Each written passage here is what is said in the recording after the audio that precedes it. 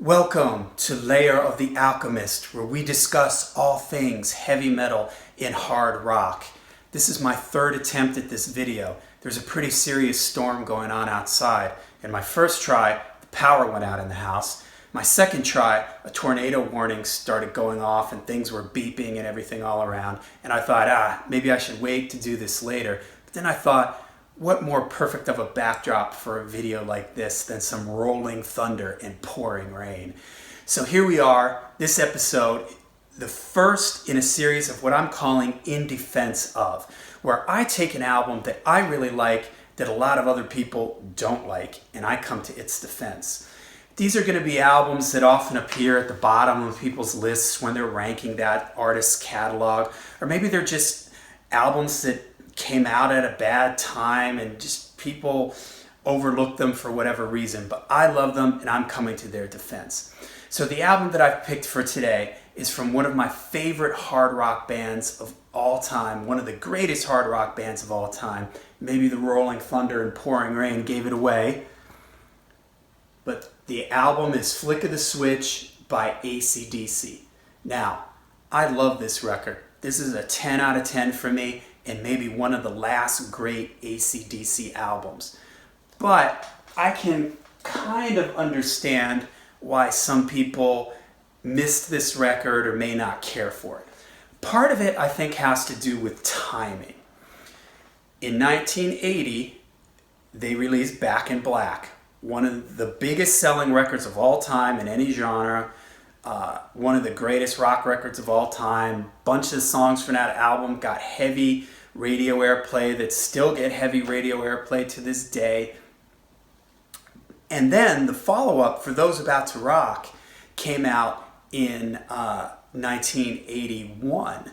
But what a lot of people don't know, if you live outside the US, is that Dirty Deeds Done Dirt Cheap was released for the first time in the US in early 1981. That album was originally recorded in, I think, 77, but the American branch of the record label didn't think it was good enough to be released here in the US. So they didn't release it until Back in Black became a huge hit, and they didn't want it to cash in on that. So they released that in early 1981. For Those About to Rock comes out in the second half of 1981. So you had 3 AC/DC albums in the span of 2 years, which in my opinion caused some fatigue. And you also had what I call the Back in Black syndrome, which is where when you have an album as big as Back in Black, as monumental as that, as great as that, it casts a shadow that is hard to get out from underneath. And for AC/DC, they've never really been able to live up to, in my opinion, they've never been able to live up to Back in Black. So in the span of 2 years, you get 3 albums. They all do, Back in Black does fantastic. Dirty Deeds does good, but less than Back in Black. For Those About to Rock does even less. And in some people's eyes, For Those About to Rock was a little bit of a disappointment. Personally, I love that record, and I probably listen to that more than I do Back in Black. And it's because of what I'm describing here, which is that fatigue syndrome. I've heard those songs from Back in Black so many times. They still get played on the radio like crazy. You Shook Me All Night Long, Back in Black, Hell's Bells. I love them, but I'm kind of tired of them. So honestly, I find myself reaching for an album like For Those About to Rock more. So by the time Flick of the Switch gets released in 1983, I really think people were a little bit burnt out on the band. And because of that, this album suffers and it got ignored. None of the songs from this record got any radio airplay. They got a little bit of video play on MTV with, they had a video for Flick of the Switch, Rising Power, and I think This House is on Fire, maybe. But in general, it just didn't get a lot of attention.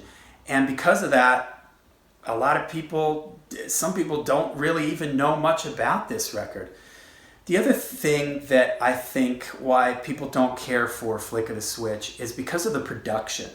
Now, Highway to Hell, Back in Black, For Those About to Rock were all produced by Mutt Lange. Those albums sound fantastic and maybe some of the best sounding production-wise hard rock records out there. But the band felt that maybe they were a little too slick, it took too long to record them, so they wanted to get back to more of a live and raw sound. And in my opinion, they totally achieved that with this record. This album just comes blasting out of your speakers. It reminds me of some of their 70s stuff like Let There Be Rock and Power Age, where it sounded like they just went into the studio, cranked their amps up, and just went for it. That totally comes across on this record, and it works for me. For some other people, it's a little too raw, and I will admit it is lacking a little bit in the low end, but hey, it works for me. Now, what the other thing is that they never played any of these songs in their live set after the tour for this record. Even on the tour for this record, they played Guns for Hire, they played This House Is on Fire. They briefly played like Rising Power and Badlands and the title track, but as soon as this tour was over, they never played any of these songs again. So thus, like I said, it's an album that is just sort of lost in their catalog. Now, why do I like this record? Well, for me, it's the songs. From top to bottom, it's just a great, heavy record. Maybe one of their heaviest records. Highlights for me, Rising Power, This House Is on Fire, the title track, Flick of the Switch, Guns for Hire, one of my favorite deep cut AC/DC songs, Badlands. For me, every song is great on here. The other reason why I like this record, and why I mentioned earlier why I think it's one of the last great AC/DC records, is there's two things. They never really did much or at all after this record. One of them is kind of darker, minor key, more intense sounding songs. And this record, Rising Power, Flick of the Switch has some of that. Guns for Hire, like when the verse is in a major key and the chorus kicks in and it drops down and it's just intensity to it. Badlands. If you go back to their earlier records, like Squealer from Dirty Deeds, Overdose, a song Let There Be Rock from Let There Be Rock, Sin City from Power Age, Nightcrawler, Hell's Bells, Evil Walks, and the title track from For Those About to Rock. You know, they all had this sort of dark, sort of heavy, intense vibe to them. And after Flick of the Switch, they never really did that again. I mean, maybe the song The Razor's Edge from The Razor's Edge has that vibe to it, but really they got away from that for some reason, and I miss that. The other thing is, Flick of the Switch is the last time for me that Brian Johnson's voice sounds really great. On this record, he sounds just as good as he does on Back in Black and For Those About to Rock. He is just screaming his brains out, way high up there. Sounds like he's ready to blow a lung at any second. So intense. But after this record, man, something happened to his voice. I remember when I heard Fly on the Wall for the first time, and that's a record that a lot of people don't care for. I like that record probably better than most people, but it has some problems, but that's another video. But the first time I heard that record, one of my first reactions was, whoa, what is going on with Brian Johnson's voice? There was a noticeable step down. And in my opinion, his voice never returned to the form that it was in for his first three records with the band. Black Ice, it kind of came back, but it was just never the same. The other reason why I love this record is it's the last time where AC/DC's lyrics don't make me cringe. Okay, let's put it that way. Now, let's be honest. AC/DC's lyrics were never Shakespeare.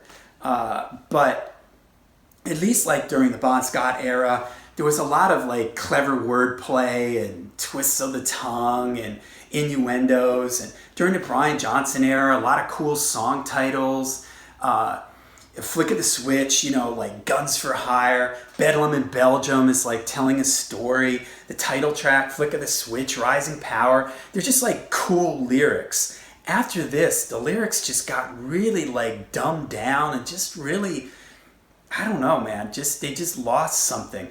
And maybe part of that is that I think Brian Johnson stopped writing the lyrics, although Brian Johnson's lyrics, in my opinion, were never as great as Bon Scott's. But when Angus and Malcolm took over writing the lyrics, the quality, it just really took a big step down. So all those reasons are why, for me, this is just a fantastic record. And if you haven't listened to it in a while, give it another listen. If it's an album that you don't like but haven't heard in a while, maybe go back. I think you'll find that there's some real hidden gems on this album. So that's it for now. AC/DC, Flick of the Switch, an overlooked classic in my opinion. Thank you for watching. Make sure you hit like and subscribe. Leave some comments down below. Let me know what you think of this record. Do you like it? Do you not like it? What don't you like about it? What do you like about it? And also let me know some things you might want me to cover in some future episodes. All right, so thanks again. That's it for now. In the meantime, make sure you stay heavy and stay metal.